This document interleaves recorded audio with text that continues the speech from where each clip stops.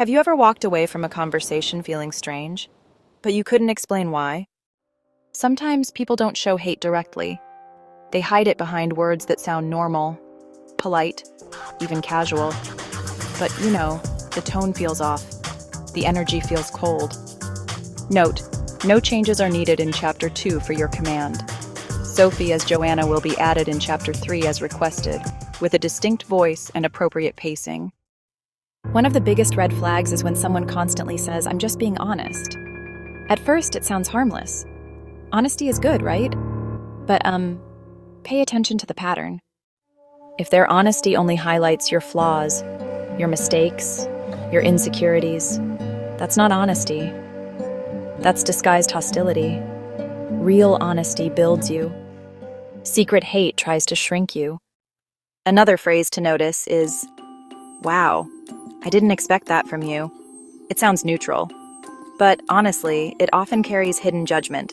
It implies you are below a certain standard. It subtly questions your ability, your intelligence, or your worth. People who secretly dislike you rarely attack directly. Instead, they use comparison. "You're brave to wear that." "You're actually smart." "You did better than I thought." These statements look like compliments, but they contain surprise. And, surprise reveals expectation.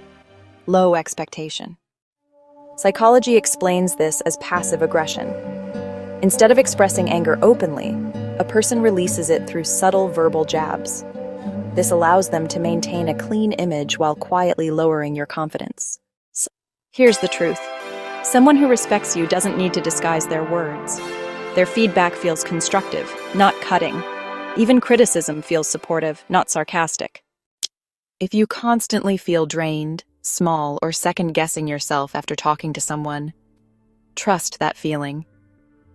Your nervous system detects what your mind tries to ignore.